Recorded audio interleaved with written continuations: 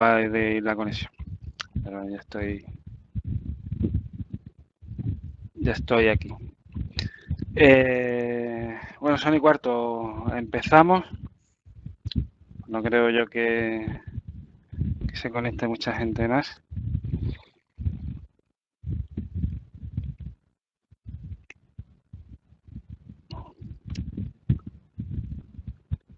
Entiendo que sí, porque nadie responde. Bueno, pues vamos al lío. Primeros pasos con Kubernetes. Bueno, mi nombre es Diego Campos, para aquellos que no me conocéis.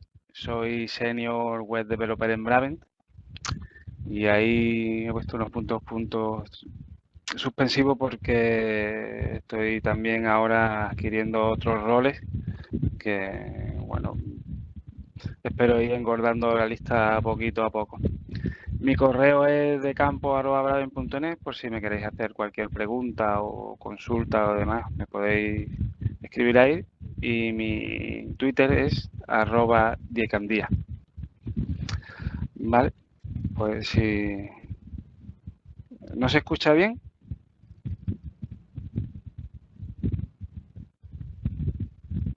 a ver, es que no sé qué ha pasado con la red, que en un momento me he desconectado.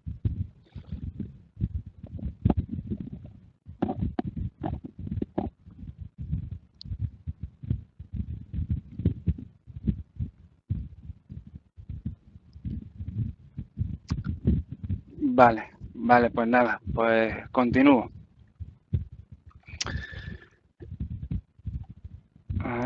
¿Qué vamos a ver en este webinar? Pues voy a intentar cubrir todos los aspectos básicos de Kubernetes. Haremos un repaso rápido sobre Docker, veremos qué son contenedores y demás. Veremos también qué es lo que es la orquestación, que es la principal fuerte de Kubernetes. Veremos los conceptos básicos de qué se compone un Kubernetes, de los pods, los replicas, deployment, services. Veremos también un poco de cómo funcionan las redes en Kubernetes, porque el tema de los servidores y demás llevan una configuración un poco especial y básicamente veremos el funcionamiento y comunicación entre elementos y demás. Y luego veremos un poco de la administración de Kubernetes a través de la herramienta kubectl. Pues veremos cómo prácticamente podemos manejar Kubernetes y hacer prácticamente todo lo que queramos. Y luego veremos algo de ficheros de definición en YAML, que la gente que conozca Docker Compose o demás, pues estará familiarizado con ellos, porque es lo que se basa Kubernetes para, pues, para generar sus configuraciones y hacer los despliegues, escalados y demás. ¿Vale? Bueno, empecemos. Introducción a Docker. Para saber cómo funciona Kubernetes, tenemos que entender un poco qué es Docker. Docker como gestor de contenedores. También hay otros tipos de gestores que pueden ser como Rocket o CRI-O, pero vamos, yo me he centrado en Docker porque básicamente es el más extendido y es fácil de usar, ¿vale? Para entender Kubernetes, pues tenemos que entender qué son los containers y qué es la orquestación.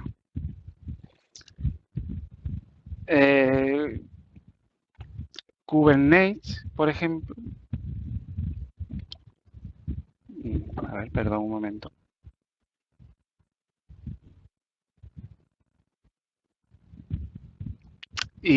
Perdón. ¿Y qué es la orquestación? Kubernetes o KH, que era su antiguo nombre, es un proyecto open source creado por Google y está basado en la experiencia de Google de muchos años trabajando con contenedores Linux. Kubernetes es más o menos una copia de lo que ha estado haciendo Google, pero adaptado a Docker. Básicamente ha sido diseñado para trabajar con contenedores y hoy en día es una de las mejores herramientas para la orquestación de los mismos, de los contenedores, ¿no? Una de las principales ventajas que nos ofrece el manejo de escalabilidad, podríamos, por ejemplo, esperar un número, perdón, eh, perdón, sí, perdón, es que se me ha mezclado una cosa que no iba ahí. Lo que decía, para entender Kubernetes, pues debemos entender qué es lo que es contenedores y orquestación. Yo creo que cuando se entienda podremos tener una visión genérica de lo que es Kubernetes y para qué se utiliza. Eh, Veremos de una manera rápida qué son contenedores y concretamente veremos lo que son Dockers, por lo que he comentado antes, ¿no? Docker es una herramienta básicamente una herramienta de gestión de contenedores muy potente y muy fácil de usar a través de líneas de comando o a través de ficheros de configuración. Puedes generarte imágenes, arrancar contenedores y gestionarlos, ¿vale? Eh, ¿Por qué necesitamos eh, contenedores? Pues imaginaros que tenemos un requerimiento de un cliente y ese requerimiento de un cliente pues necesita de un servidor web para una aplicación web, una base de datos, un sistema de mensajería y también eso, todo eso en conjunto necesitamos orquestarlo. Eh, ¿Qué problemas nos podemos encontrar? Pues que, por ejemplo, determinados productos utilicen librerías o dependencias que sean incompatibles unas con otras. Que, que las dependencias de las versiones de un componente no funcionen en determinado sistema operativo. Que también la compatibilidad entre los servicios, pues muchas veces, imaginaros que yo voy a acceder desde una aplicación a SPNet Core a Redis y claro, la versión que hay disponible para Core es todavía beta de Redis. Entonces, la verdad es que montar un sistema con muchos servicios y y cada uno de su padre y de su madre, pues nos daría problemas a la hora de configurarlo, ¿no? De buscar dependencias de librería, qué versiones son buenas con unas con otras, qué sistema operativo utilizo para que todo funcione correctamente, todo sea compatible, no sé que si necesito actualizar un servicio no me rompa otro. Ahora necesito actualizar SQL Server porque hay una versión nueva y resulta que la SPN Score que tengo no es compatible con esa versión, o digo SPN Score, o digo PHP, digo Node.js, cualquier tipo de componente que quiera utilizar en la infraestructura, ¿no? Entonces, todo eso a la hora de configurarlo y demás, nos puede llevar mucho tiempo. Ahora, una vez tengamos, por ejemplo, nuestra máquina desarrollada, configurada, empezamos a trabajar y necesitamos pues meter un nuevo desarrollador en el equipo, porque la cosa va coja y imaginaros volver a empezar otra vez el proceso para que ese desarrollador pues tenga su máquina disponible para poder empezar a desarrollar. El proceso sería básicamente un infierno. Yo, por ejemplo, en mi máquina tengo instalado SQL Server 2014 y ahora resulta que el cliente quiere un requerimiento de que no, tiene que ser 2017. Pues tengo varios proyectos que trabajan en 2014, ahora utilizo 2017, utilizo funcionalidades de 2017 que no funcionan en 2014. Entonces, todo esto se puede convertir en un infierno. ¿Qué se puede hacer? ¿Cómo podemos resolver todos estos problemas de compatibilidad de servicios y demás?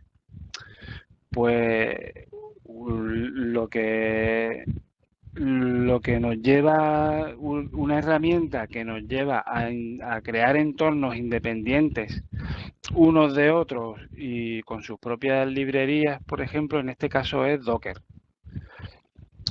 Con Docker pues podemos correr cada componente de nuestra aplicación en un contenedor con sus propias librerías, con sus propias dependencias sobre la misma máquina y no tendríamos problemas de incompatibilidad, pues por ejemplo, con otro contenedor que está corriendo sus propias librerías y sus propias dependencias porque está corriendo otro tipo de tecnología.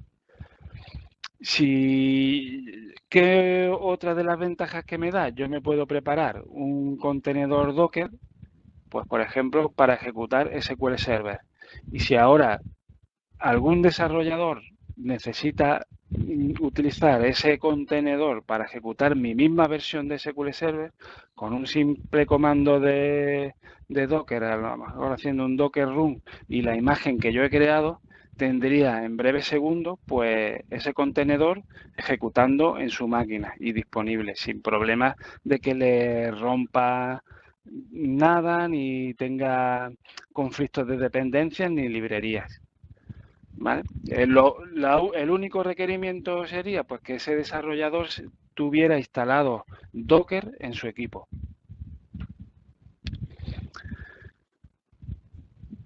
¿Qué nos permite? Pues si yo quiero cambiar un componente de Docker, fácilmente lo puedo hacer sin afectar al resto de componentes de mi aplicación. ¿Vale? ¿Qué son contenedores? Pues son entornos completamente aislados que tienen sus propios procesos o servicios. Tienen sus propias interfaces de red, sus propios volúmenes y son como si fueran máquinas virtuales, pero con la salvedad de que comparten todos el mismo kernel del sistema operativo. Luego veremos un poco qué significa esto. Los contenedores no son recientes de ahora. Han existido pues desde hace bastantes años y hay distintos tipos de contenedores. Están contenedores LXC, LXCD, hay distintas siglas, pero realmente la que nos interesa a nosotros, que es con la que trabaja Docker, es LXC, que son Linux Containers, ¿vale? Configurar un entorno de contenedores es bastante difícil. De hecho, uno de los grandes especialistas en este tema, que es el que ha creado la herramienta de Kubernetes, es Google. Pero Docker nos ofrece un conjunto de herramientas de alto nivel que nos dan funcionalidades realmente sencillas para poder administrarlas. Entonces, el poder utilizar contenedores y poder trabajar con ellos en tu máquina se ha facilitado bastante. Por eso Docker está teniendo, y desde hace ya bastante tiempo, mucho auge. ¿Vale?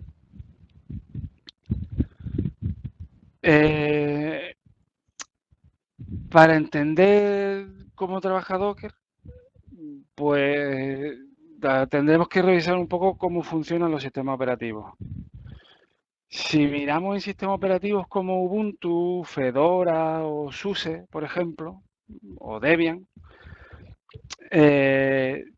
todos estos sistemas operativos basados en Linux tienen algo en común. Y es que todos se basan en un mismo kernel. Y lo que hay por encima del kernel es el software, ya sea pues software de interfaz de usuario, por ejemplo como Genome, KDE o Unity de Ubuntu, compiladores, drivers, entonces todo esto que está por encima del kernel es lo que hace a cada sistema operativo diferente. Pero con esa cosa en común, todos tienen el mismo kernel, ¿vale?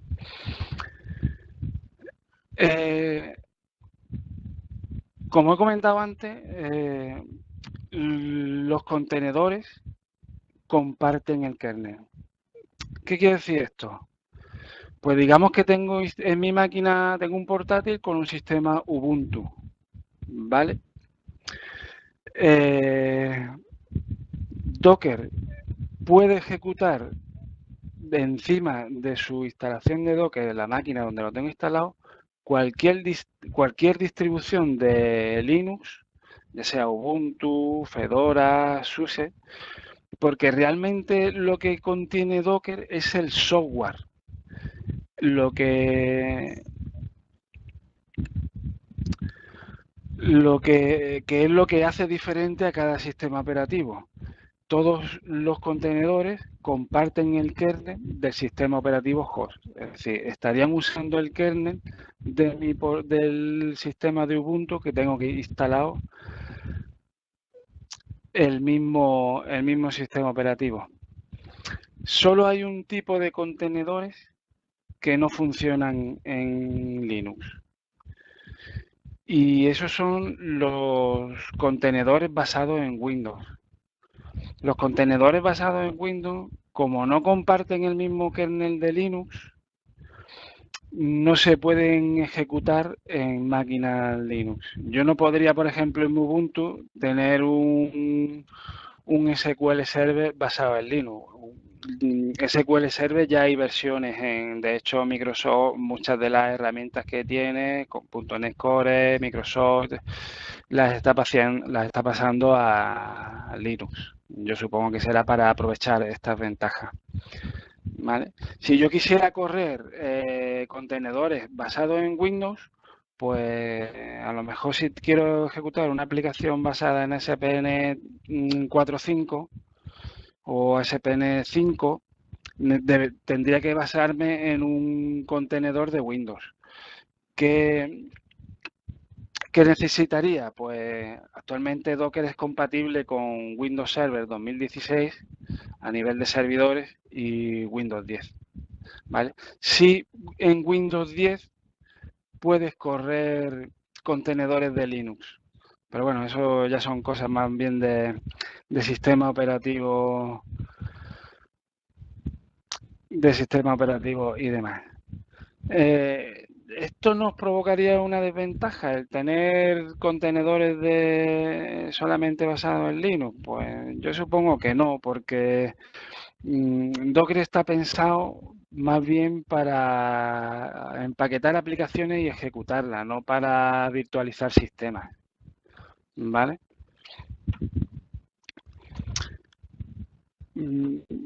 ¿Por qué es mejor una máquina, un contenedor a una máquina virtual? Bueno, si os fijáis en la diapositiva, si tengo en la parte derecha mi infraestructura, ya sea mi portátil, mi ordenador de casa, mi servidor o mi armario RAS de servidores, o tengo máquinas corriendo en la nube,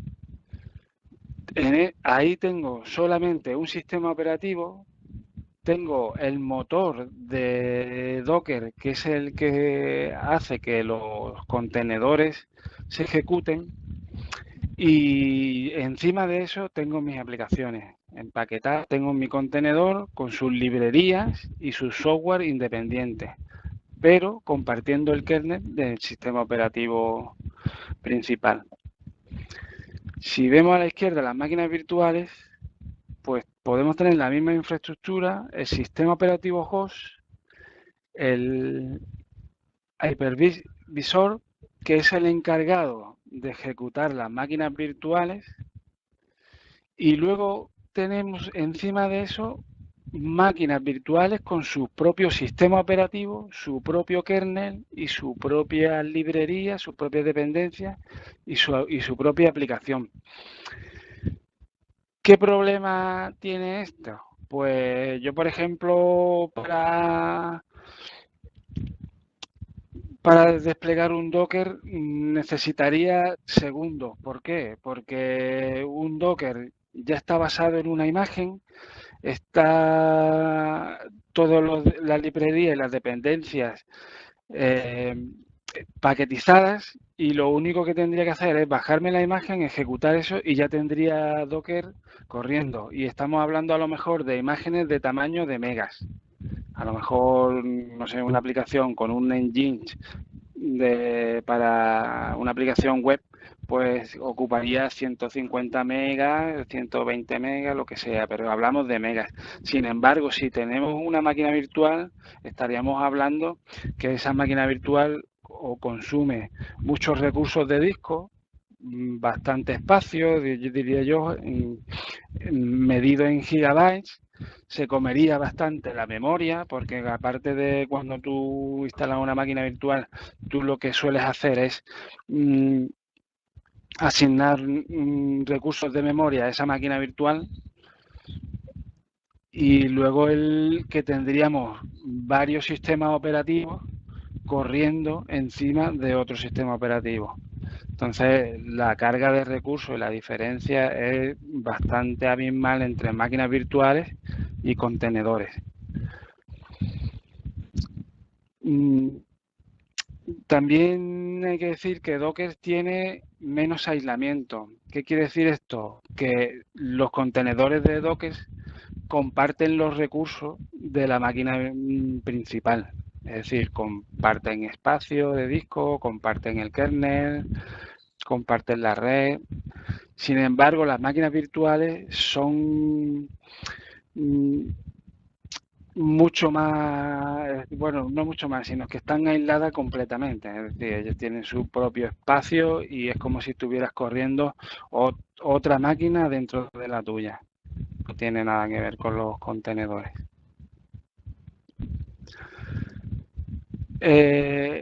¿Cómo accedemos a ellos?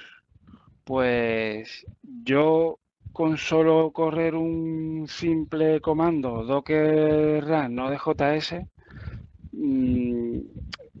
esto se conecta. Si no tengo la imagen previamente en mi máquina ya, se conectaría por ejemplo, Docker Hub, que es a ver, el repositorio de imágenes de Docker por excelencia. Se permite un momento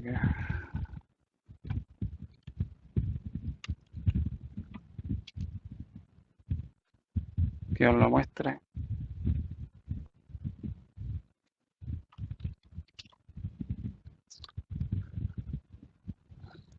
Aquí, por ejemplo, si yo busco Node.js, pues tengo imágenes de todos los estilos habidos y por haber, aparte de la, la imagen oficial de Node.js, ¿no? Entonces, aquí te puedes encontrar imágenes personalizadas de que alguien ha necesitado algo de Node.js o de un PostgreSQL o de un Redis y demás, y se ha hecho su propia imagen y la ha publicado aquí, pero normalmente las empresas ya grandes que tienen sus propias imágenes oficiales y tú a partir de una imagen oficial podrías crearte tu propia imagen.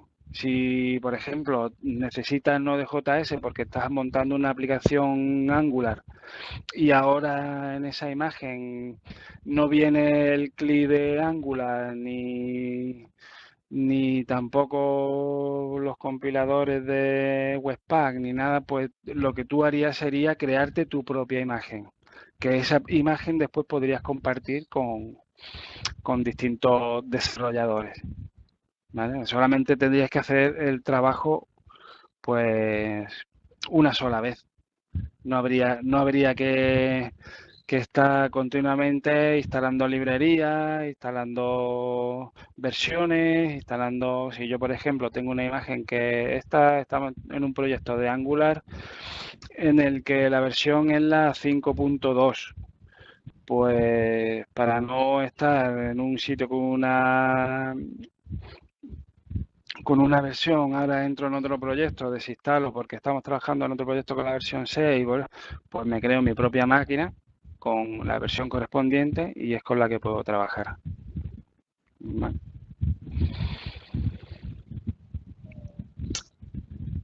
¿Cuál es la diferencia entre imagen y contenedor? La imagen, por así decirlo, es como una especie de plantilla, donde nosotros vamos a empaquetar todas las características que necesitamos y luego lo que realmente se ejecuta es el contenedor. Yo, por ejemplo, puedo tener una imagen de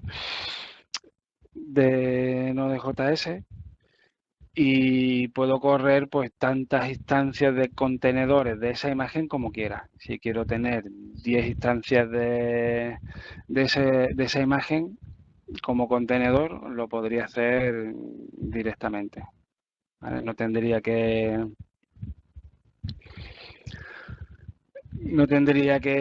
generar un nuevo paquete ni una nueva imagen, sino a raíz de la imagen principal me voy generando los contenedores. Todo, ni que decir tiene que todos estos contenedores pues tienen sus propias librerías, sus propias dependencias y están completamente aislados del resto de contenedores. Vale. Ventajas de un contenedor. Pues es lo que vengo comentando durante estas diapositivas, ¿no? Imaginaros que antes yo siendo desarrollador, pues estoy haciendo una aplicación y me monto mi máquina. Me monto mi máquina con mis librerías, mis dependencias, mis componentes, todo lo que necesito y ahora empiezo a trabajar. Ahora resulta, o a quien no le suena, que, oye, que es que tenemos entornos de producción, tenemos entornos de testing, tenemos preentornos para pruebas, y ahora desplegamos la aplicación nuestra en un entorno de estos y ¿qué pasa? Pues que a la primera de cambio no funciona. La aplicación no arranca, tiene fallos por todos lados, los problemas con los de operaciones, que si te he dicho tal, que si te he dicho cual, que si... Que, ¿qué pasa con esto? Pues que al final, entre unos y otros, que si los desarrolladores, que si los de operaciones, siempre hay problemas para pasar de un entorno a otro. ¿Qué ventajas nos da Docker? Pues que si yo paquetizo todo lo que estoy haciendo dentro de una imagen y en mi máquina funciona, me estoy asegurando de que cuando yo despliegue esa imagen en cualquier entorno, ya sea una instancia o miles de instancias, sé que van a funcionar. No va a haber problemas de dependencia, ni va a haber problemas de librería, ni de que se te ha olvidado configurar esto, se te ha olvidado configurar aquello, que Docker es la potencia que nos da con los contenedores, de que el desarrollador prácticamente ya suelta un paquete que es completamente funcional y que no va a tener ningún problema a la hora de desplegarlo en cualquier entorno, ya sea de testing, un preentorno o de producción. La gente de operaciones lo único que se tendría que preocupar es de coger esa plantilla o esa y desplegarla en el entorno que sea. ¿Vale?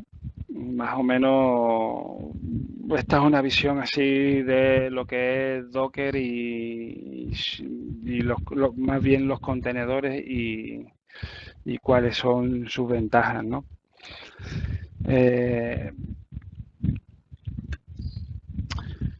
¿Qué vamos a ver ahora? Pues qué es la opción de contenedores. ¿Vale?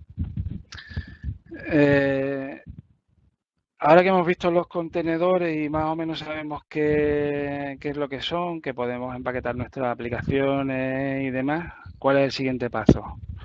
Pues, ¿cómo cogemos todo esto y nos lo llevamos a producción? Porque puedes tener un contenedor que se basa en otros contenedores, que basan su ejecución en otros contenedores, pues como puedan ser bases de datos, sistemas de mensajería, servicios de backend. Yo tengo mi aplicación web pues que se conecta con el de servicios de base de datos, se conecta con el de, perdón, con el de backend. Tengo mi frontend que se conecta con el de backend, que cada aplicación ahora que yo despliego tiene sus picos de carga con acceso de miles de usuarios, cómo puedo escalar mi aplicación, que no se vea afectado el rendimiento.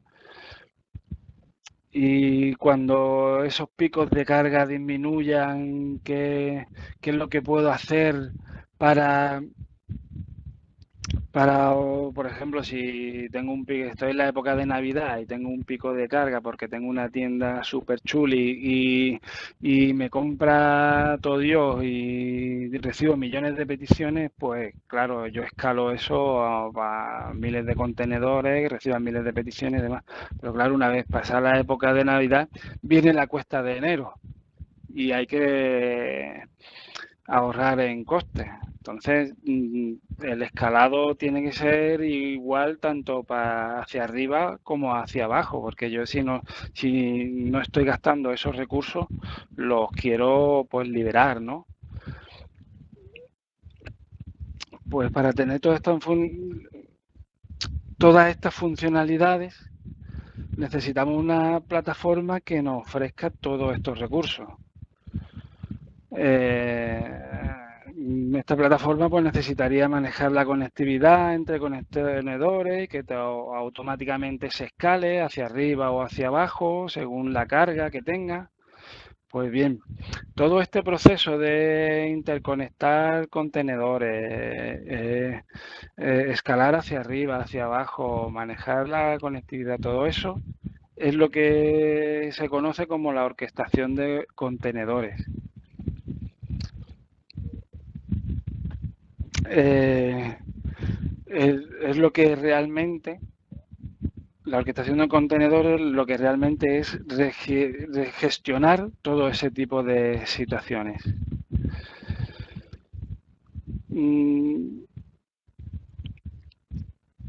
Kubernetes por excelencia es una tecnología de orquestación, ¿vale? Es decir, existen distintos tipos de tecnologías de orquestación de a día de hoy, como puede ser Docker Swarm. Docker Swarm es propiedad de Docker. Kubernetes ya como hemos comentado que es de Google y Mesos es de Apache, ¿vale? Cada una de estas nos ofrece muchas características que son buenas para nosotros y a veces no tan buenas.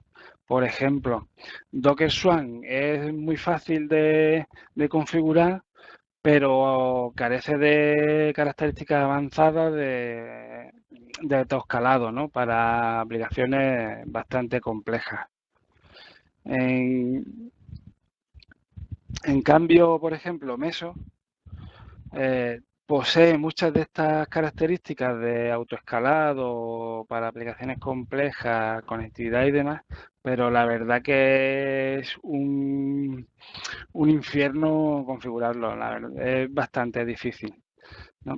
Y nos queda Kubernetes.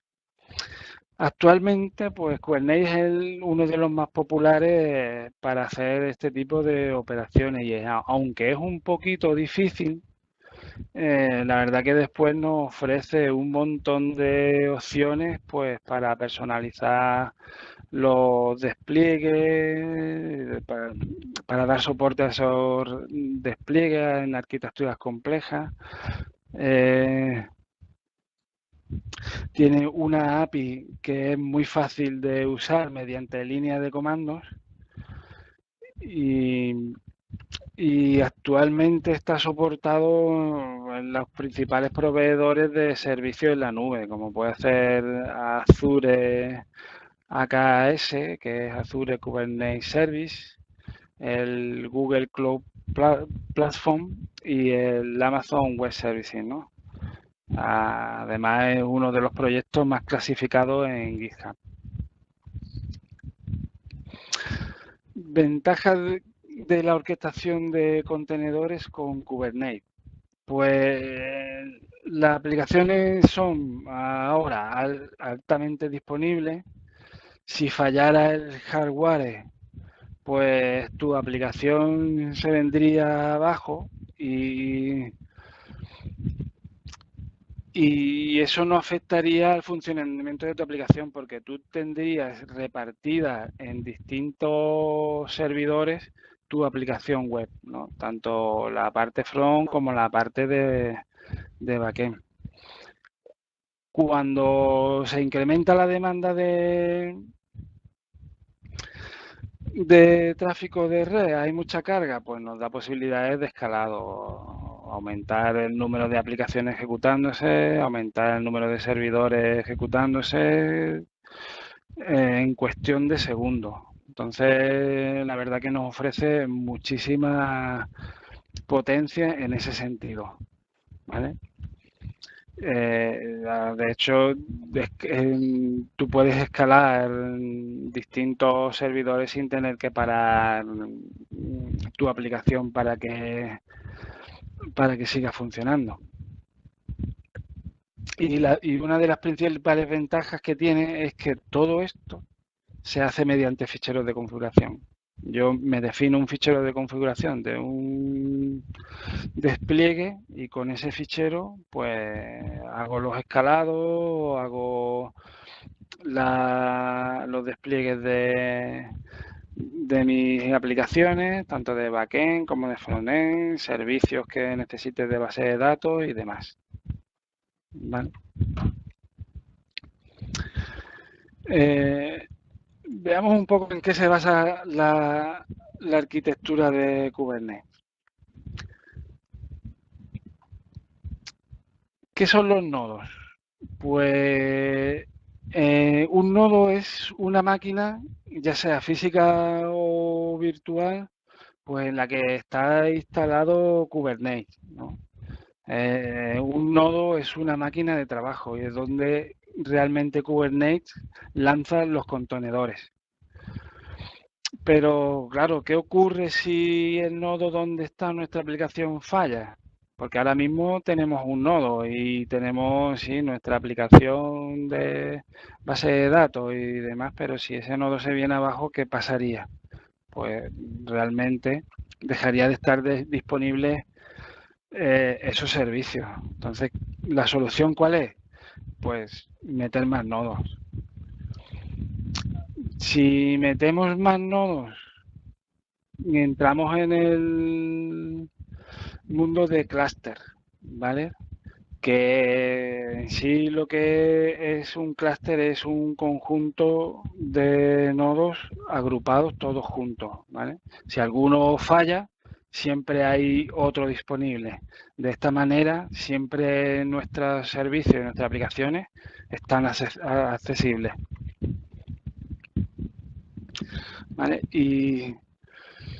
Y ahora que ya tenemos el clúster, tenemos los nodos ejecutándose, ¿quién es el responsable de administrar esos nodos? Pues para eso está el rol de máster, que no deja de ser otra máquina física o virtual eh, que puede ser con las mismas características de un nodo, pero que es el encargado de almacenar toda la información de los miembros del clúster. Es decir, almacena toda la información de los nodos.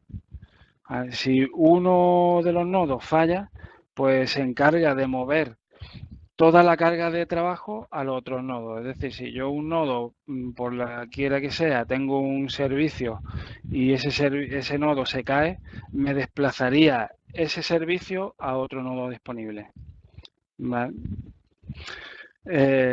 Como he dicho, el máster es otro nodo, pero también con Kubernetes instalado, pero que se le ha dado ese rol, el rol de máster.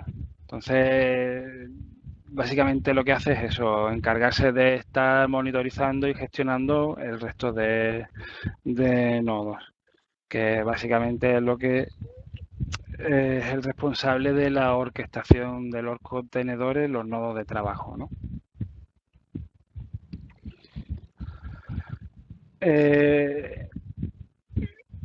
¿Cuál es la diferencia? Pues básicamente la diferencia entre un máster y un nodo de trabajo es lo que ha instalado en en cada parte del clúster. En el máster pues tenemos la API de Kubernetes, ¿vale? Tenemos el etcd, que es un almacén de clave valor, que es donde se almacena toda la información usada para administrar el clúster, ¿vale? Es también el encargado de que no se produzca conflictos entre máster. Yo puedo tener varios máster y para que uno no monte o alguno no monte la marimonera en los nodos, pues este elemento, este componente se encarga de eso, de evitar ese tipo de conflictos. Luego tenemos el controlador, que sería más bien la mente principal de la orquestación, porque es el responsable de notificar y responder cuando algún nodo o contenedor o endpoint se cae. Entonces, los controladores se encargan básicamente de tomar las decisiones pues para levantar nuevos contenedores en otros nodos si alguno se cae y demás. ¿Vale? Y por último, el scheduler, que es el encargado de distribuir el trabajo a los contenedores.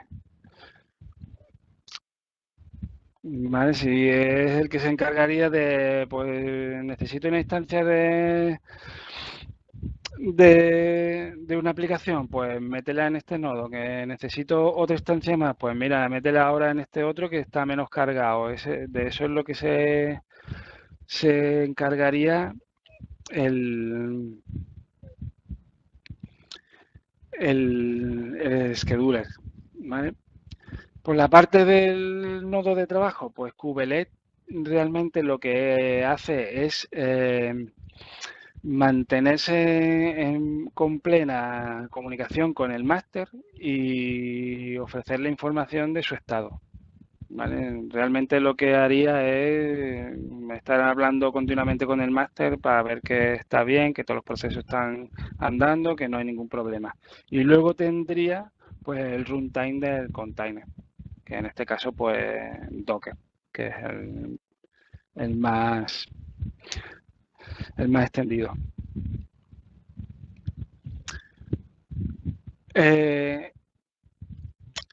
kubectl, la herramienta de administración para Kubernetes es kubectl, ¿vale? Con esta herramienta básicamente voy a manejar todos los procesos, ya sean despliegue, escalado, borrar aplicaciones que se están ejecutando, lanzar nuevas, ver cuántos nodos tengo disponibles. Todo ese tipo de cosas lo vamos a ver con esta herramienta. ¿Vale?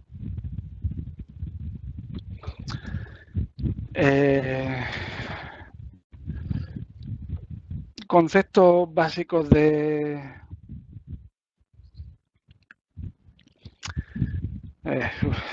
Kubernetes. Perdona un segundo.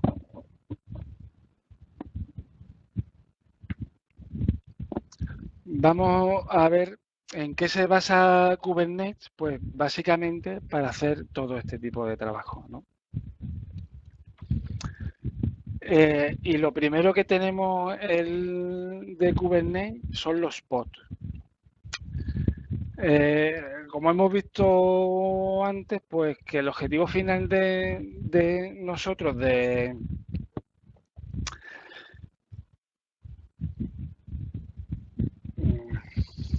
el objetivo final de lo que queremos es tener nuestra aplicación corriendo, ya sea en un nodo, en dos o en tres. Y eso lo hacemos mediante los contenedores.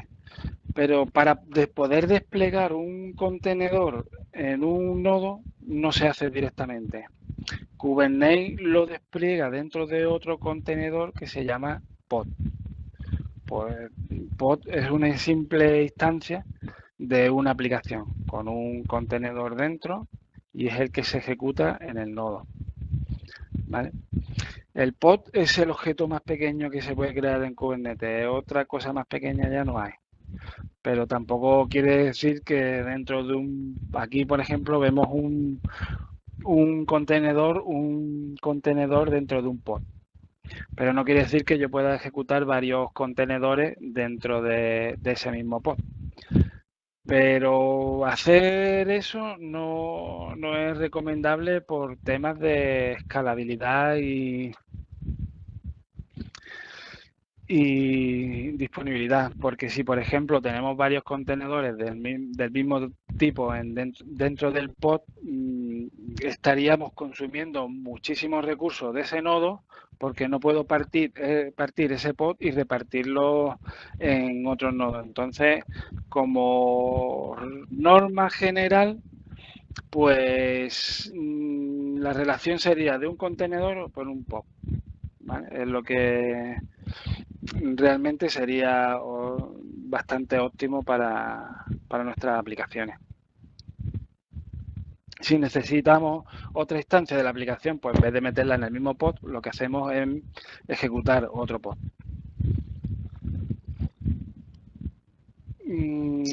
Lo que he comentado, pods multicontenedor. Pues habrá veces a lo mejor que necesitamos que nuestra aplicación depende de un contenedor que es como una especie de helper. Imaginaros que tengo una aplicación de web y tiene bastantes cargas de proceso de que tiene que generar correos masivos, tiene que procesar ficheros de carga, tiene que generar montones de ficheros, entonces eso no lo vamos a cargar en nuestra aplicación web. ¿Qué hacemos? Pues a lo mismo nos creamos un contenedor que haga todo ese tipo de procesos y ahí en ese momento pues sí nos interesaría que ese pod tuviera esos dos contenedores, porque realmente nuestra aplicación web depende de ese pod, de ese contenedor de trabajo. Entonces, cuando tú haces una nueva instancia de un pod, automáticamente ya te está incorporando el pod de trabajo, el contenedor de trabajo, perdón. ¿Vale? Si no necesito más instancias y la termino, pues se terminaría mi aplicación junto con el contenedor de trabajo. ¿Vale? Ventajas que tiene meter un contenedor, dos contenedores dentro del mismo pod. Pues básicamente compartirían la misma red. Yo podría acceder a de uno a otro, pues usando localhost. Lo típico que está en tu máquina y está en la base de datos y pones localhost y conecta a tu base de datos porque está en tu propia máquina. Pues con los pods ocurre lo mismo. ¿Qué otra de las ventajas? Pues comparten el mismo espacio, pues por ejemplo, espacios de almacenamiento, disco, demás. Entonces, gestionar dos contenedores dentro de un pod sería bastante sencillo. Disponibilidad.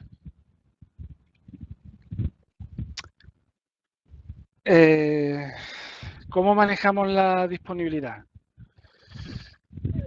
Para esto tenemos lo que se llama Replication Controllers, controladores de replicación. Supongamos que estamos corriendo nuestra aplicación y necesitamos pues que en vez de sea una instancia, necesitamos 10 instancias. Y necesitamos que ese número de instancias pues nunca decrezca, a no ser que yo quiera que decrezca o quiera que crezca. Pero ese número siempre va a ser fijo. Pues el Replication Controller lo que se encarga es de que siempre tengas disponibles el número de pods, en este caso, que tú le has indicado. Si yo he indicado que quiero 10 pods, el Replication Controller me va a tener siempre 10 pods en ejecución. Si uno se cae, el Replication Controller se va a encargar de generar uno nuevo y ponerlo en funcionamiento. Entonces, con esto nos aseguramos la alta disponibilidad. Siempre vamos a estar, nuestra aplicación va a estar disponible y nunca se va a caer. ¿Vale? ¿Quiere decir esto que no lo necesitamos para cuando tenemos una sola instancia? Pues no, porque si el Replication Controller le decimos que solamente queremos una instancia, él se va a encargar siempre de que esa instancia esté corriendo. Si solamente hay una y se cae, automáticamente va a arrancar otra y nunca vamos a perder accesibilidad a nuestra aplicación, tanto si es una como es 100. ¿Vale? Replication Controller, Replica Set. Básicamente son lo mismo, pero Kubernetes está, por así decirlo, depreciando Replication Controller en favor de Replica Set, porque Replica Set, después veremos la diferencia un poco, ofrece unas pequeñas ventajas a la hora de manejar las instancias de los contenedores y demás. ¿Vale?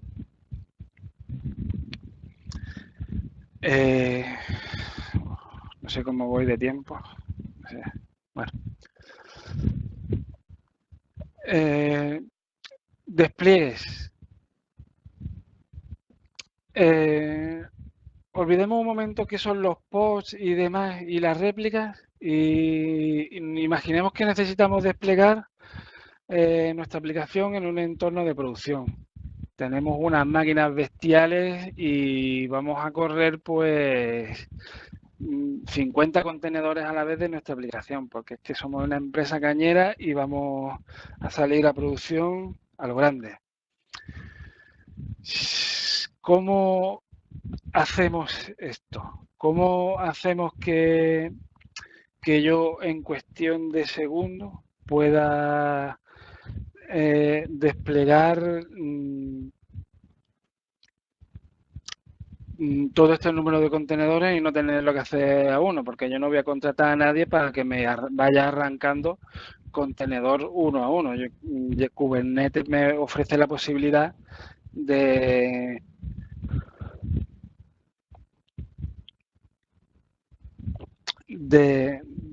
hacer los despliegues de forma masiva. Tanto despliegues como, por ejemplo, imaginaros que tenemos desplegados 50 contenedores y ahora tenemos unos desarrolladores estupendos y hemos hecho una versión en pocos meses y queremos desplegar esas nuevas versiones en producción. Pues Kubernetes también nos provee de mecanismos con estrategias de despliegue para hacerlo de forma automáticamente. Pero claro, ahora vamos a desplegar y nos hemos dado cuenta que tenemos a un señor en el equipo de desarrollo que ha metido un pufo y ha abierto un agujero de seguridad. Y esos 50 contenedores los tenemos que volver hacia atrás. Nos vamos a ir 50 contenedores de uno en uno, volviendo a la versión anterior. Pues todo este tipo de cosas con el despliegue lo podemos hacer. Entonces, Kubernetes, por suerte para nosotros, nos provee de mecanismos para hacer todo este tipo de operaciones.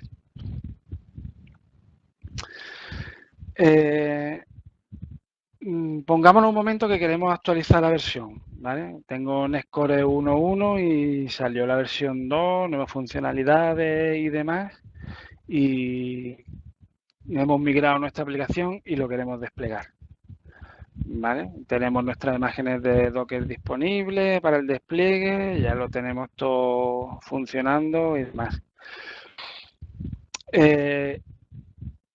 Hay una cosa importante en el despliegue, que es el versionado y el rollout.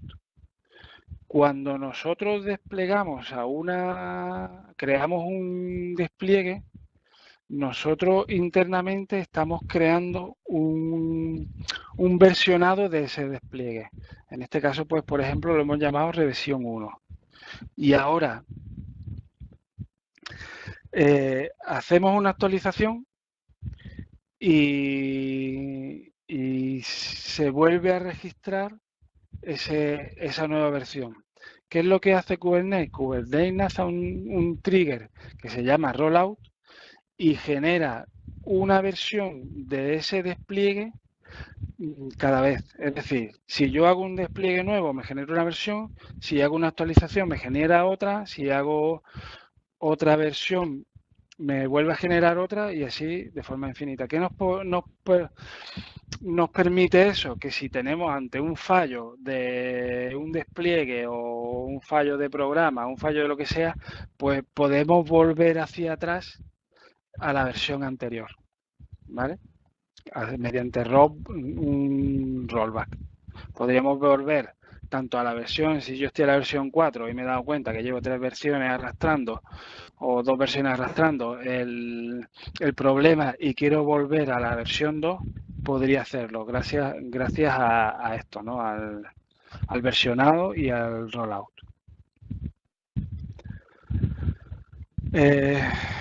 Otra cosa que tiene Kubernetes son las estrategias de despliegue. Actualmente tiene dos. Imaginaros que yo tengo mi aplicación en la versión 1 y voy a actualizar a la versión 2. Me acabo de dar cuenta de una cosa, pero bueno. Si utilizamos, imaginaros que yo para actualizar hago que bajo todas mis versiones que están disponibles y subo mis nuevas versiones. Esto nos ocasionaría un problema porque estaríamos durante cierto tiempo con la aplicación inaccesible y entonces nosotros no querríamos que nuestra aplicación fuera inaccesible. Entonces, la estrategia esta de Recreate, que es lo que hace es bajar todo lo que está funcionando y volverlo a subir, por suerte, no es la que tiene Kubernetes por defecto. La que tiene Kubernetes por defecto es la que está debajo, que consiste básicamente en cojo un contenedor antiguo y subo uno nuevo. Cojo un contenedor antiguo y subo otro nuevo. Lo bajo en el antiguo y subo el nuevo. Entonces, esto nos permite a la hora de desplegar que nuestra aplicación siempre va a estar accesible. Y por suerte, como he dicho, es la que utiliza Kubernetes para hacer los despliegues. Entonces yo, ante un despliegue de 20 o 50 o 100 o miles de contenedores, nunca perdería la accesibilidad a mi aplicación. ¿Vale?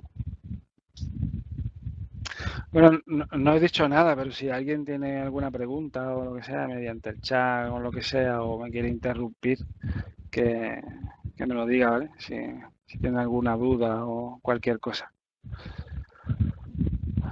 Vale.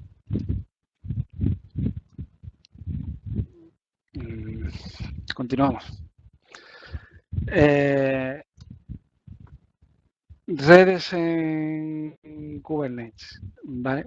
Vamos a ver un poco cómo funcionan las redes en Kubernetes y cómo se gestiona toda la comunicación entre nodos, pods, salidas al exterior y demás, ¿vale? Vale. Si echamos un vistazo a lo que hemos venido hablando, y veamos cómo funciona una red, si nos fijamos, yo puedo tener un nodo con una IP, con el mismo rango de IP que tiene por ejemplo, mi portátil, porque tengo Kubernetes instalado en el mismo rango que mi portátil. ¿Vale? Entonces tendría a lo mejor la dirección pues 192.168.1.2. ¿Vale? Dentro del nodo hemos creado varios pods. ¿Qué hace Kubernetes? Kubernetes crea una red interna propia para cada pod. ¿Qué nos va a permitir eso? Pues que yo, por ejemplo, si de un pod quiero acceder a otro pod, pues pondría la dirección de ese pod y conectaría con él. No es lo más recomendable porque se asegura de que si un post se cae y se vuelve a levantar, va a tener la dirección IP que tenía antes. Entonces, ese tipo de comunicación, como veremos, no es la más recomendable y hay otros mecanismos para solucionar eso. ¿Vale?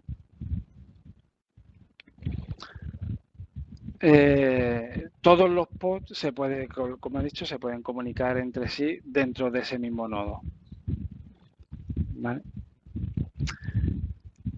¿Qué pasa si ahora tenemos en el clúster dos nodos? Como hemos dicho, los nodos tienen dentro de su red su propia red interna. Pero claro, es que esta red es gestionada por los nodos y puede generar conflictos. Yo si genero un pod en un nodo y me da la dirección pues 10.244.02 y ahora genero otra instancia y me da la misma en otro pod, yo no podría comunicar ese pod con el otro, porque tendría un conflicto de red. Entonces,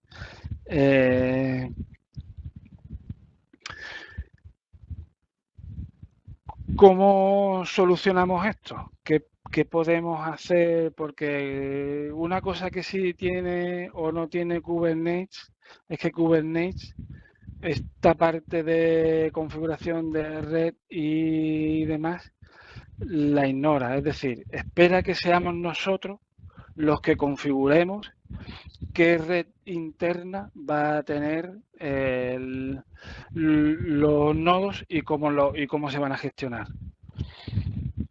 ¿Vale? Entonces, por suerte para nosotros, pues ya hay proveedores que, que ya nos hacen de forma casi automática esta gestión. ¿Vale?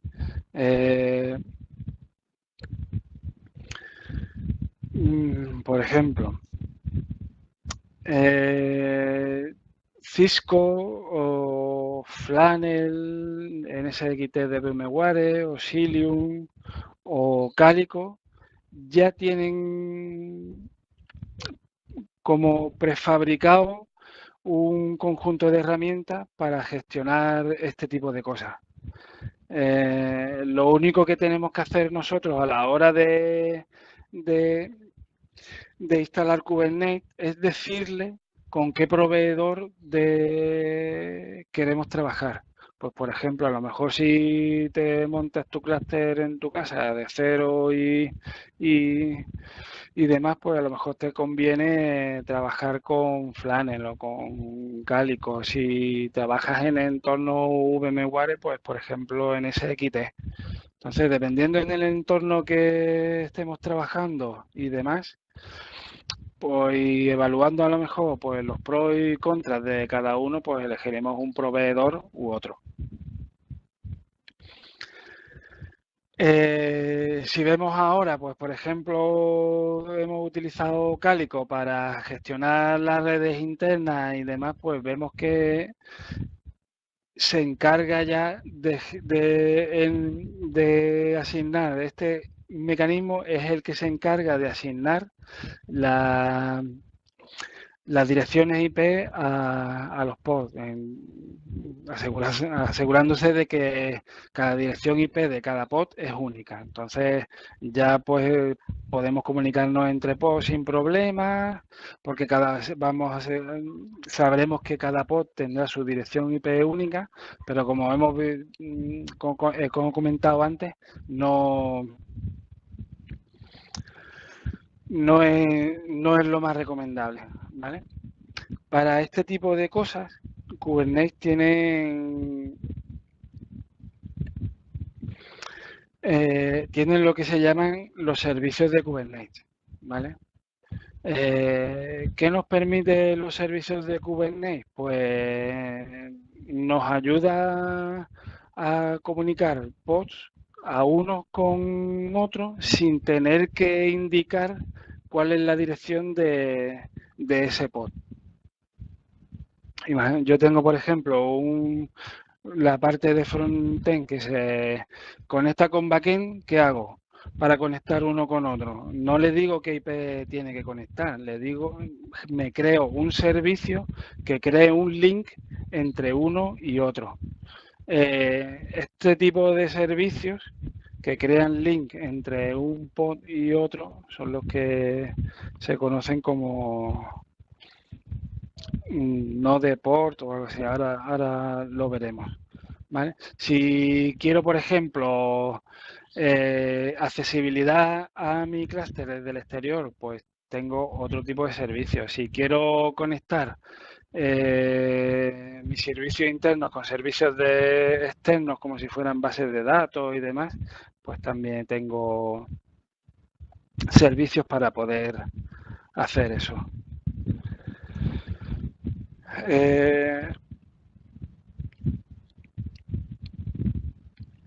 Veamos un ejemplo. Por ejemplo, Tengo mi nodo con dirección 192.168.1.2 y tengo mi aplicación web que está en un pod y la aplicación web tiene el rango de IP 10.2.44. Si yo quisiera, por ejemplo, acceder desde mi portátil a esa, no podría, porque está en un rango diferente. Aunque si yo cambiara mi portátil de rango, a lo mejor lo vería, pero tampoco accedería porque no podría ver el nodo, entonces entraríamos ahí en un círculo vicioso de infinito. Una forma de hacerlo, pues por ejemplo, a lo mejor me conecto por SSH al nodo y desde ahí, pues ya sí puedo navegar al pod y acceder a mi aplicación. Pero claro, yo no quiero eso, yo lo que quiero es acceder desde fuera, que es lo bonito, ¿no? Entonces, ¿qué hago? Me creo un servicio que se conecta a un puerto de mi aplicación y me expone un puerto al exterior. Entonces, yo cuando quiera conectarme a esa aplicación, pues pongo la dirección IP del nodo junto con el puerto y el servicio es el que se encarga de mapear esa petición al pod, ¿vale? Esto es lo que antes estaba comentando, que es lo que se conoce como node port, ¿vale? Estoy creando un puerto mapeando un puerto externo con un puerto interno a una aplicación. ¿Qué otros tipos de servicios tiene Kubernetes? Pues, por ejemplo, el Node-Port, que es el que hemos hablado, hemos conectado un puerto externo a uno interno para acceder a una aplicación o a un servicio o lo que sea, pero hay veces también que necesitamos conectar aplicaciones de formas internas pero sin que sean accesibles por el exterior. Yo, por ejemplo, puedo conectar mi frontend a mi backend de una forma interna, pero no quiero que mi backend salga al exterior. Entonces, para eso, Kubernetes tiene lo que se llaman los servicios cluster IP, ¿vale? Que hacen conexiones internas, pero no son accesibles desde el exterior. Y luego está lo que se llama el balanceador de carga. Si tenemos distintos nodos y estamos recibiendo peticiones externas a nuestra aplicación, lo que hace el balanceador de carga básicamente es que tú accedes a pues en este caso, no sé, a una URL, una dirección IP, y el balanceador de carga se encarga de hacer la petición al nodo correspondiente, ya sea servicio o al que tiene menos carga o donde está el servicio y demás. Es el que se encarga de redirigir el tráfico, ¿vale?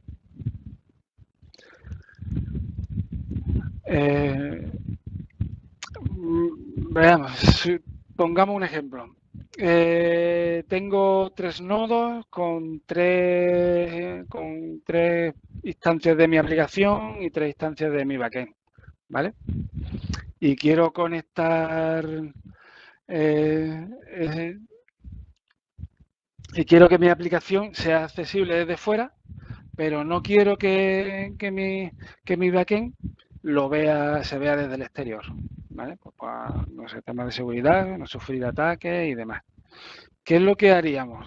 Por ejemplo, queremos la aplicación accesible desde afuera. Pues, por ejemplo, me crearía un servicio de Node-Port. Estoy poniendo un puerto externo a un puerto interno. El servicio de Node-Port funciona también un poco como balanceador interno. Es decir, yo me creo un servicio que mapea el puerto 30.008 al puerto 80 interno de mi aplicación, pero no le estoy diciendo a qué nodo ni qué dirección IP tiene que venir la petición. Yo puedo directamente a lo mejor conectarme al primer nodo y estar accediendo al pod del tercero. Entonces el node port hace un poco de balanceador interno. ¿Qué es lo siguiente que querríamos hacer? Pues queremos conectar nuestro pod, nuestra aplicación a nuestro backend. Pues ¿qué haríamos para ello? Pues crearíamos un servicio de Cluster IP, que es el que se encarga, hace la misma operación que el Node Port, pero realmente lo que está conectando es el puerto que expone el pod con el puerto que expone el backend. El de la aplicación con el pod del backend, ¿vale? Entonces, tendríamos esa comunicación interna, pero no habría acceso desde el exterior. ¿Qué pasa? Que el cluster IP pues funciona igual con el Node Port.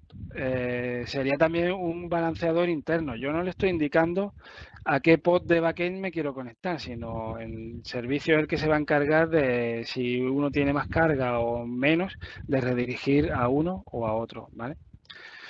Si lo vemos ahora, por ejemplo, pues diríamos, pues ya tengo acceso desde el exterior. Pero ¿qué pasa?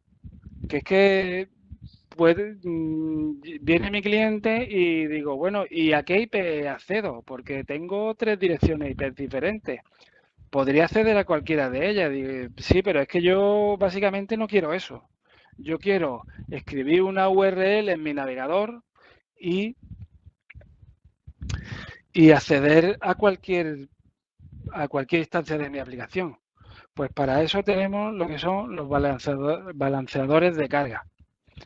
¿Vale? Los balanceadores de carga realmente lo que se encargan es de exponer pues, una dirección IP o una URL o cualquier cosa y es el que redirige el tráfico dentro de nuestro clúster, ¿vale? O lo envía a un nodo o a otro.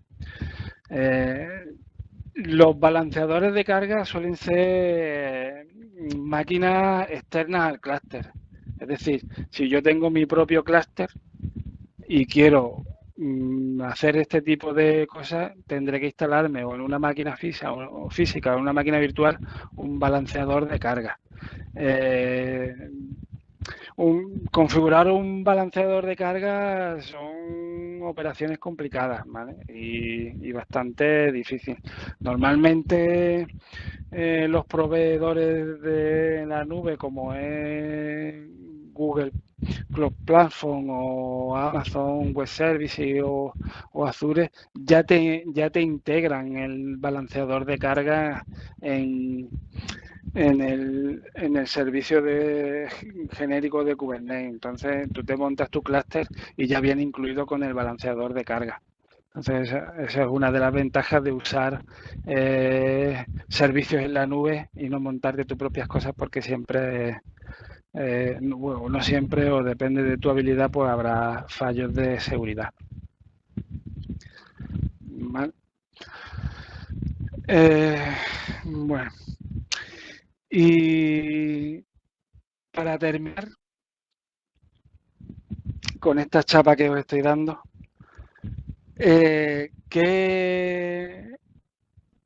¿cómo hacemos para hacer todo este tipo de de operaciones? Quiero desplegar, quiero escalar, quiero actualizar, quiero todo este tipo de operaciones. Quiero usar esta imagen de Docker con esta versión, con todo eso. Todo esto lo podemos hacer a través de ficheros. Ficheros son ficheros YAML que se llama porque tiene un formato especial. Tiene un formato de clave valor y dentro podemos tener pues, clave valor con listas, clave valor con propiedades. Entonces, básicamente sería como una especie de JSON pero sin llaves. ¿Vale? Un ejemplo de un fichero, pues aquí, por ejemplo, veríamos cómo se montaría un fichero de despliegue. ¿Vale? Si veis, por ejemplo, la estructura del documento, del fichero, las partes principales de, por así decirlo, del fichero son 4. Tendríamos la versión de la API, el tipo de lo que queremos hacer, pues en este caso es un deployment, pero a lo mejor lo que quiero no es un deployment, lo que quiero es crearme un replicación controller, o lo que quiero crearme es un pod, o lo que quiero crearme es un servicio de cluster IP. Entonces, depende de lo que queramos, pues lo indicaríamos aquí. La metadata, pues lo que hace es ofrecernos información sobre este deployment, pues el nombre que le hemos dado, y una cosa bastante importante son las labels, porque las labels es la que va a ayudar a los servicios a comunicar unos con otros sin indicar la IP. ¿Vale? Es como si a una instancia yo le estuviera dando un nombre y a otra otro nombre, y luego creo un servicio que me quiera unir. Por ejemplo, tengo en la label app frontend no sé qué y el otro backend no sé qué. Pues el servicio lo que me va a hacer es mapear el puerto del frontend con el backend a través de esas labels, ¿vale? Y luego en el apartado de specs, pues lo que realmente queremos son las especificaciones de configuración que queremos en nuestro deployment. Pues el réplicas le estamos indicando el número de instancias que queremos de nuestro pod, en este caso 1, podría poner 100, 200, 300. El selector es la forma en la que va a buscar las instancias que quiero ejecutar. Por ejemplo, si yo solamente quiero ejecutar las aplicaciones de backend, pues pongo en el nombre que las labels que coincidan con el result app pod. Y para la aplicación de deployment, porque la aplicación de deployment tiene muchos servicios, tiene réplica set, tiene un montón de cosas, genéricamente la voy a llamar demo. Pues todo este tipo de cosas es lo que se hace en el selector. Y luego, dentro de las especificaciones y el template, estaría lo que es ya la definición de nuestro pod, ¿vale? Si alguien está familiarizado con Docker, vería que básicamente la especificación del contenedor se la estaríamos diciendo aquí. Estaríamos diciendo el nombre de la aplicación, la imagen que queremos utilizar de Docker y el puerto que va a exponer esta imagen. En este caso, como es la parte de front, pues el puerto 80, ¿vale? Y en la metadata del template, lo que estamos haciendo es dando información de la instancia del pod que estamos arrancando, ¿vale? Eso es a grandes rasgos lo que especificamos en este tipo de ficheros. Después, pues con el kubectl, pues después veremos un poco cómo se hace este tipo de operaciones, ¿vale? Bueno, y hasta aquí, pues más o menos lo que viene siendo lo que es Kubernetes. Y hemos visto un poco básicamente lo que es Kubernetes, qué partes consta, qué son clústeres, cómo funcionan las redes, qué son los pods, los servicios, este tipo de cosas. Entonces, vamos ahora por lo menos a verlo un poco en funcionamiento. Entonces, a ver.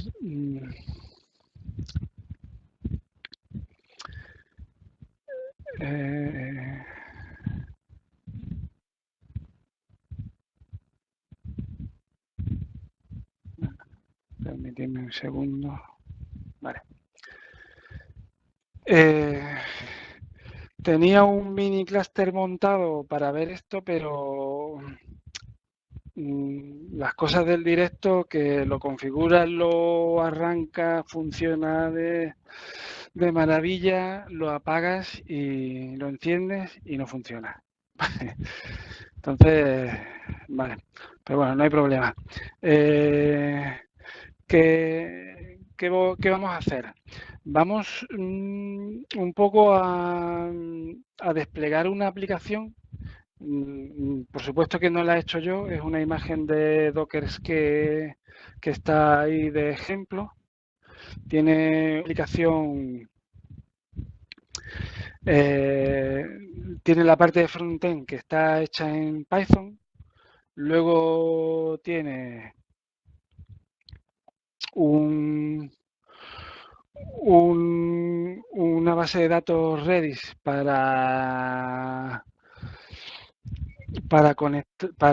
dejar la información, porque básicamente esta aplicación es una aplicación de encuestas, ¿vale? Entonces esta aplicación lo que hace es que tú votas y va almacenando pues, el resultado de la encuesta. Entonces, en el Redis almacena los datos, luego tiene un contenedor que es un proceso que coge de Redis y lo mete en una base de datos de tipo Progress. Y luego tiene otro frontend que realmente lo que hace es ofrecer el resultado de estas votaciones, ¿no? Entonces vamos a ver un poco cómo, por no alargar esto mucho y demás, los ficheros ya los tengo un poco construidos, ¿vale? Después eso pasaré al GitHub de los ficheros por si a alguien le interesa echar un vistazo o demás, ya pasaré también la PPT. Y más o menos veremos un poco cómo está estructurado y cómo está montado. Y después veremos un poco pues cómo acceder a las opciones del clúster, qué pods hay corriendo, a lo mejor cómo escalar alguno, todo este tipo de cosas, pero con la herramienta de kubectl, ¿vale? Entonces, he elegido la plataforma de Google porque la de Azure me parecía un poco más complicada y aparte crear un clúster en Azure tarda un poco. Entonces, vamos a verlo si alguien a lo mejor está interesado en el tema de Azure y demás, pues sin ningún problema me puede preguntar y le daría indicaciones y demás. ¿Vale? Entonces, ¿qué vamos a hacer aquí? Lo primero que vamos a hacer es crearnos un clúster. Un clúster donde queremos desplegar nuestra aplicación. Entonces, la plataforma de Google, la verdad que te ofrece muchas funcionalidades, pero la que realmente nosotros nos vamos a centrar es para llegar a la de Kubernetes Engines, ¿vale? Y ya veréis que crear un clúster aquí es básicamente, pues, crear clúster,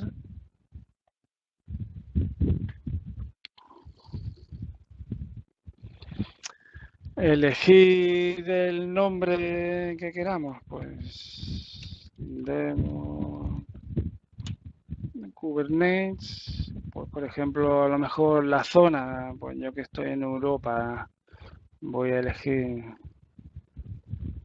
la A, ¿vale? La versión predeterminada de Kubernetes, el número de nodos que queremos que estén en online, y después el tipo de máquinas que queramos, que podemos personalizar a nuestro gusto. Esto está claro que contra más le ponga y más además, pues los costes supongo que serán, supongo no, bueno, serán muchísimo más altos. Pero básicamente de esta forma ya podríamos tener un clúster disponible. Mira, fijaos, he hecho una prueba y de $300, de 300 euros que me ha dado, ya me he comido 50. Podéis imaginar un poco el coste de que está hecho esto, ¿vale? Mientras se monta el clúster, que ya veremos que esto tarda nada, lo que comentaba, ¿no? Es fácil de escalar la plataforma añadiendo nodos, aumentando, porque y al igual que Azure, tiene planes. Entonces, si tú quieres más proceso de máquina, pues le metes más núcleo, más memoria, más espacio de disco. En cuanto a eso, es muy parecido a Azure, ¿vale? Mientras se va creando el clúster, lo que sí voy a enseñaros es, a ver, es los ficheros de configuración para desplegar la aplicación. Como os he comentado, pues tengo mi aplicación de votar, que es lo que os he comentado antes. Tengo 3 instancias de mi aplicación,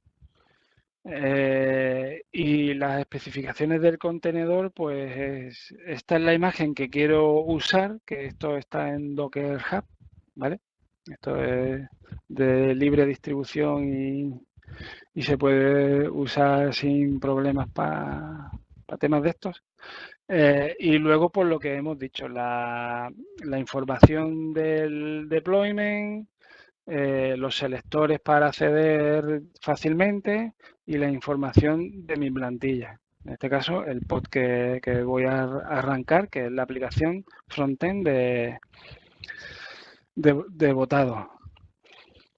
Luego tengo el de Redis, que aquí realmente es básicamente lo mismo. Tengo solamente una instancia porque considero que con una base de datos tengo suficiente de momento, y voy a utilizar directamente la imagen oficial de Redis, la que haya en el sistema, la que haya en Docker, ¿vale? Si no le pongo label aquí, pues aquí lo podría poner una versión, por ejemplo la 1.9, y me estaría descargando esa versión. Si no le pongo versión, pues me descarga la versión actual, ¿vale?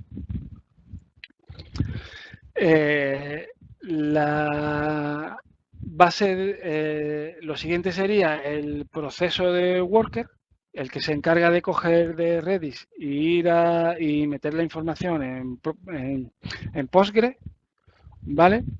Como veis, pues la imagen es del mismo sitio y lo mismo. 3 réplicas para funcionar y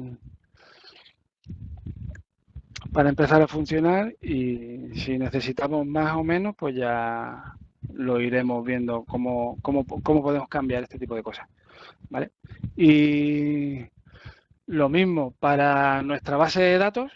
En este caso, como veis aquí, sí indico la base de datos, y no sé si, a ver, aquí, sí, si os fijáis aquí, el container port y aquí son los que exponen por defecto, en este caso Postgre y en el otro Redis. Si yo, por ejemplo, quisiera cambiar este puerto, en vez de del 582, esto, con solo hacer esto, estaría, esto ya más bien es tecnología Docker, estaría internamente mapeando el 5402 de mi contenedor al 7000. Es decir, estaría exponiendo el puerto 7000 en vez del 5432. ¿Vale? Evidentemente, cuando cree el servicio, esto le tendría que indicar a qué puerto quiero conectarme. ¿Vale? Los servicios. Quiero conectar, pues, mi aplicación de botado con Redis. Quiero conectar Redis con mi worker. Quiero conectar mi worker con Postgre y quiero conectar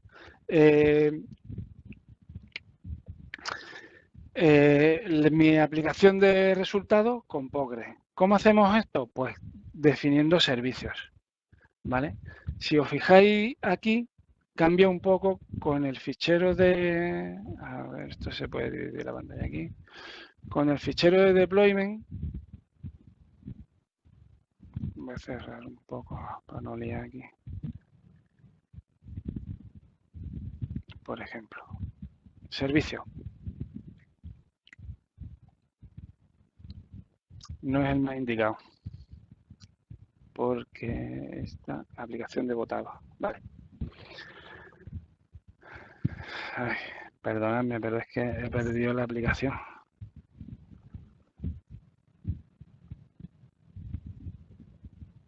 Esto tampoco.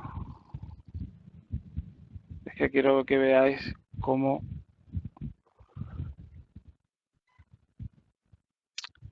con...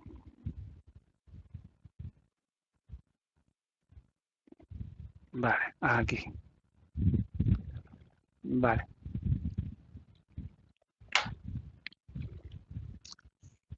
No, perdón. Este sería el servicio de Redis. Y esta tiene que ser el servicio de Worker. La aplicación de Worker. Uy, perdón. Estoy ya un poco embotado. Esto. Vale. Veréis. Quiero conectar mi aplicación de botado con el servicio de Redis. ¿Qué estoy haciendo aquí? Estoy creando un servicio de conexión a través del puerto 6379, que es el que me expone el pod de Redis con el de botado. ¿Cómo hago eso? Pues le estoy diciendo aquí qué servicio quiero conectar con qué aplicación quiero conectar. Igual aquí, en el selector. Le estoy diciendo que el servicio de demo se conecte al puerto 6379 del servicio de Redis.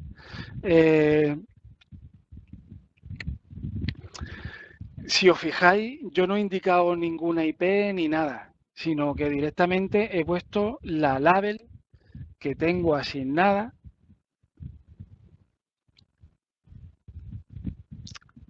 a cada servicio, ¿vale? Entonces, en este caso a cada aplicación, perdón.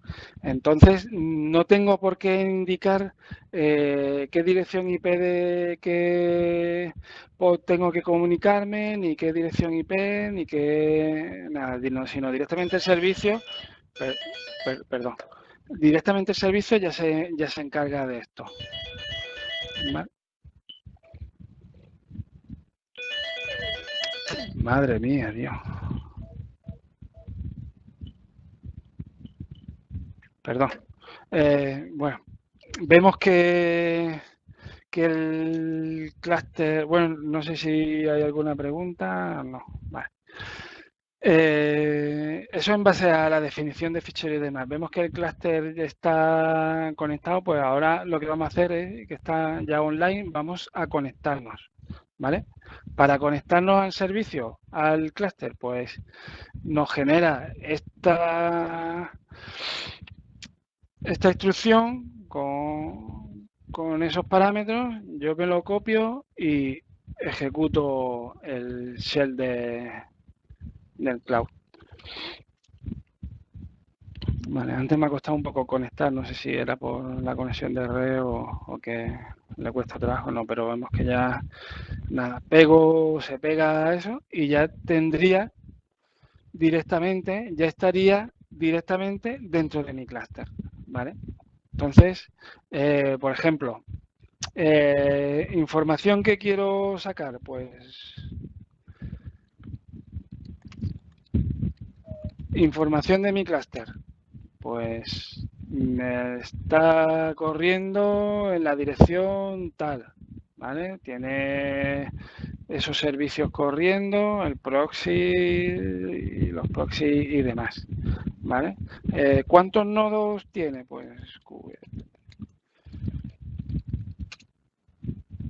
Pues tiene 3 nodos, que es lo que hemos indicado, vamos, que lo que se ve perfectamente aquí, cuántos nodos están corriendo, están online en este momento, ¿vale? No sé, ¿qué cosa más? Pues, por ejemplo, si vamos a ver si tenemos algún pod corriendo o levantado.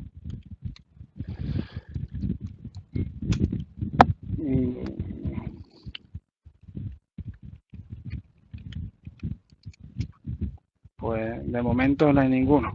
Evidentemente todavía no hemos desplegado nada. No, no hemos hecho ningún despliegue ni hemos lanzado nada, entonces es normal que que no tengamos nada. Si vemos si tenemos servicios, pues lo mismo, no hay nada. Entonces, ¿qué vamos a hacer? Pues voy a descargarme estos servicios, estos ficheros en el clúster y voy a lanzar el deploy. Vamos a ver. Como lo tengo en GitHub, ya los ficheros, pues lo que me hago es un clonado de esos ficheros. Una de las ventajas que también nos permite trabajar con este tipo de ficheros, pues esa, que puedo guardar versiones de estos ficheros. Puedo por ejemplo, pues...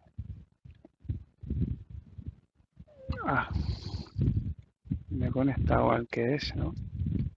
Perdón, es que se ve que ya me he descargado antes los ficheros. Aunque es un clúster nuevo, se ve que comparte procesos y espacios y demás. Vamos a ver, esto yo no lo sabía tampoco. Pensaba que eran máquinas nuevas, pero no. Vamos, si vemos aquí, pues veo que tengo pues el deployment de Postgres, el servicio de Postgres, el deployment de Redis, su servicio, demás. Y así cada uno. ¿Qué tendríamos que hacer ahora? Pues queremos desplegar. ¿Qué queremos hacer? Desplegar mis pods y ejecutar los servicios para que se comuniquen entre ellos y me den accesibilidad desde fuera. ¿Qué comando tengo que ejecutar para hacer esto? Pues, por ejemplo, todas las instrucciones, si os fijáis, comienzan con el kubectl, que es el que expone la API de Kubernetes para que trabajemos con el servidor, ¿no? Entonces, si yo quisiera, por ejemplo, arrancar el de Postgres, pues nada, create -f y pondría, pues, por ejemplo, el nombre del fichero. Pero bueno, este despliegue es pequeñito y sí, no habría problema, podría ir de uno en uno, pero es que yo tengo 200 ficheros. ¿Y ahora cuál he lanzado o el que no? Pues nada, Postgres Kubernetes te permite hacer esto. Y he escrito algo más. Otra vez. No sé por qué le meto una T ahí. Ay, Dios mío. Sí, bien. Vale. Perdón. Ya está. Ahora, por ejemplo, si yo empiezo a obtener información de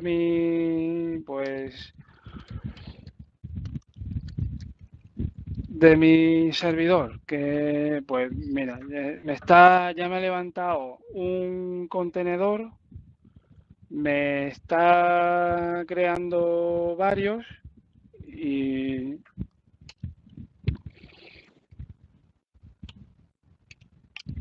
está empezando, si os dais cuenta, básicamente en segundos ya ha puesto accesible pues el servicio de Redis, el de Postgres, el de la aplicación de votado, el Worker, el servicio de Worker.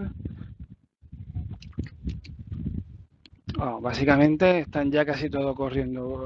Vamos a ver si los servicios están corriendo.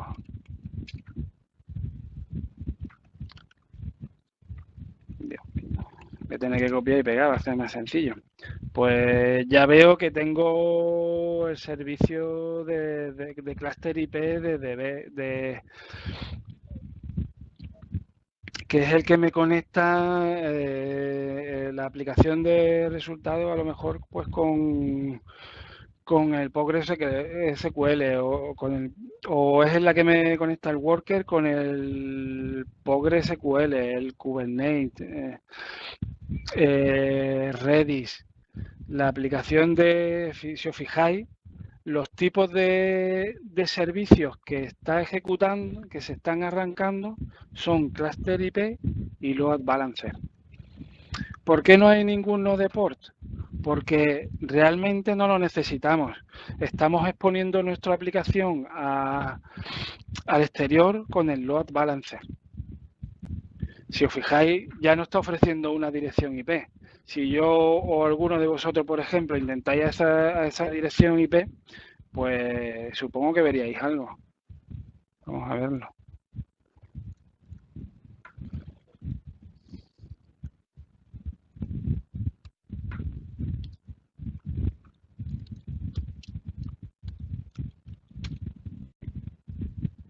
Pues sí, mira, esta es la de resultados de votación. Si vamos a ver si ya está la otra disponible. También, si yo ahora me voy a esta IP,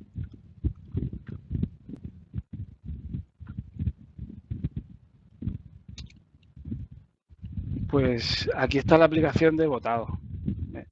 Si yo voy votando, me va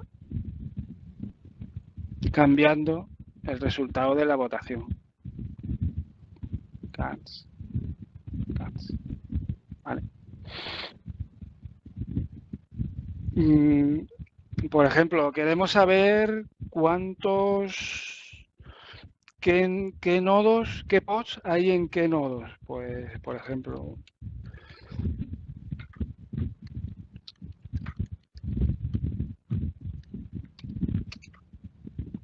si os fijáis, pues me está diciendo que está en este nodo, este nodo. Si os fijáis las terminaciones, los nodos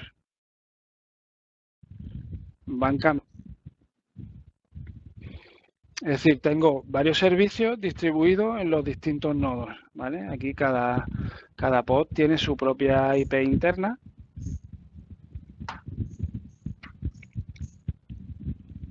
Si imaginaros, por ejemplo, que yo ahora, pues, no sé. Bueno, os voy a comentar antes una cosa importante, que no hemos hecho una demo, pero es interesante.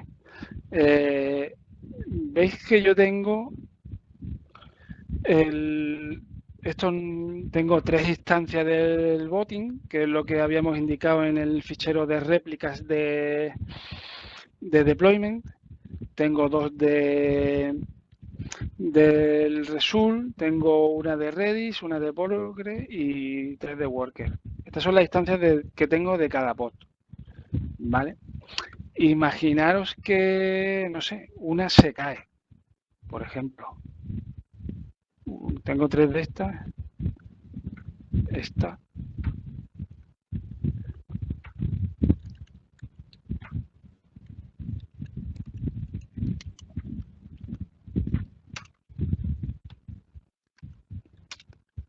Si os dais cuenta, una la estoy terminando y ya se me está ejecutando otra.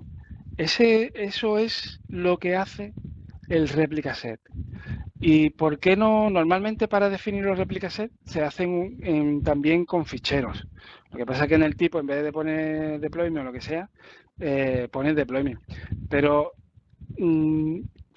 realmente no lo necesitamos. ¿Por qué?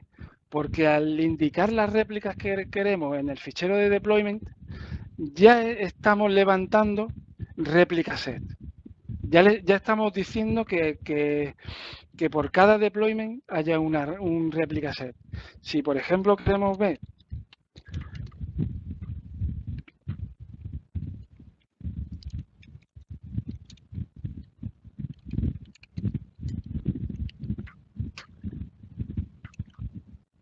de verdad, que hoy estoy. Si os dais cuenta, por cada uno, pues nos dice qué instancia tiene y cuál está corriendo. Estos son los réplicas set, lo que mantienen que si un post se cae, vuelva otra vez a arrancarse. ¿Vale? Otra de las cosas que podemos ver, pues por ejemplo, imaginemos que somos 8000 y, hostia, la aplicación de votado se está viendo afectada. Quiero que en vez de 3 instancias, no, haya 6. Pues hay dos formas de hacer esto, ¿vale? O bien cojo y modifico el fichero y lo lanzo de nuevo, o lo puedo hacer de forma online. Vamos a hacerlo de forma online, por ejemplo.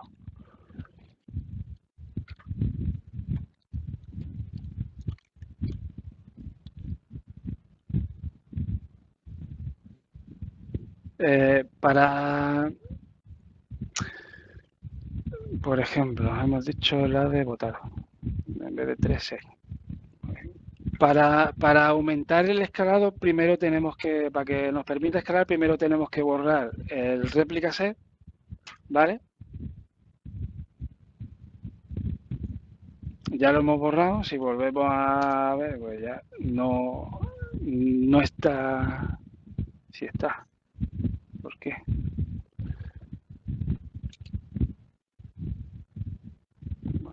Se habrá levantado de nuevo, pero bueno, vamos a probar una cosa.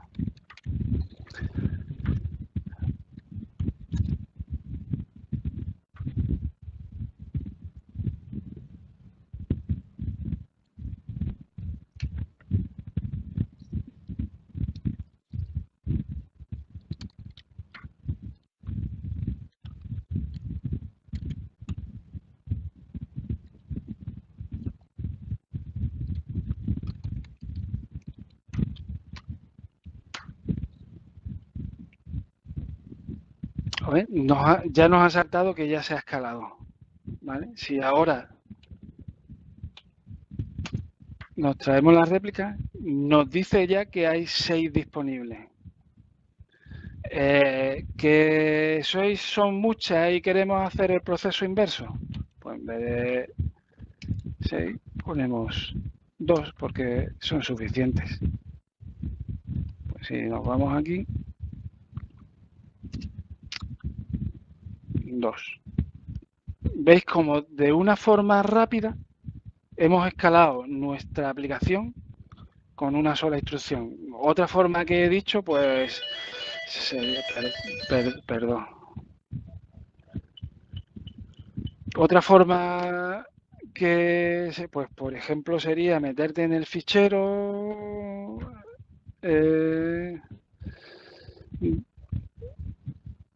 meterte en el fichero de deployment, en vez de 3, decirle que no son 3, son 6, lo grabas, lo subes, borras el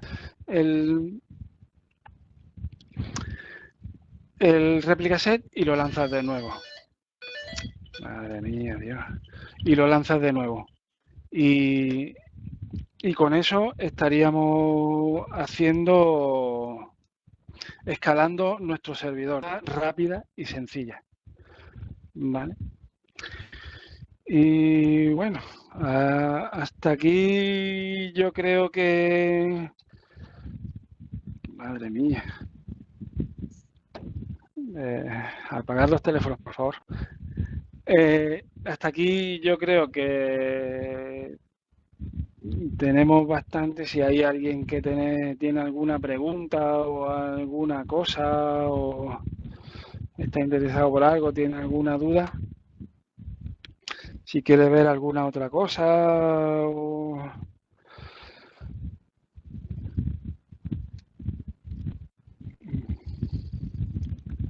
no sé.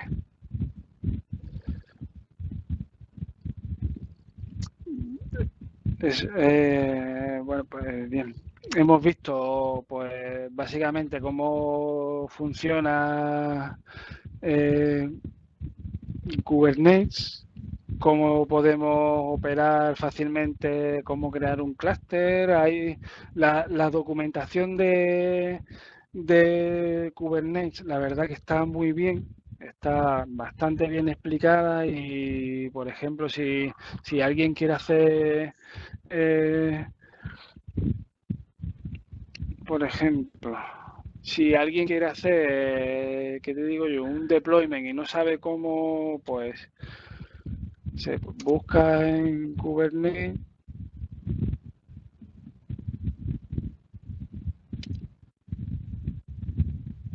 y le sale, pues, oye, ¿cómo se hace un deploy? ¿Cómo viene explicado? Y aquí te viene el fichero, cómo hacer un fichero de deployment de Kubernetes. Igual que si quieres hacer un réplica, si quieres crearte un pod, si tenéis tiempo y demás, echarle un vistazo porque la documentación está bastante bien.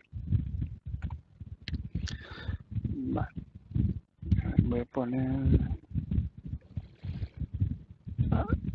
¿Alguna pregunta o alguna cosa?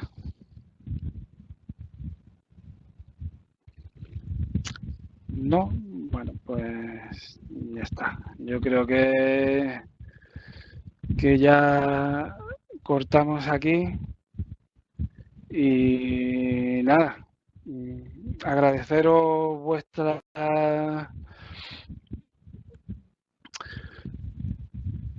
participación y nada, ya nos vemos en otra. Bueno, hasta luego.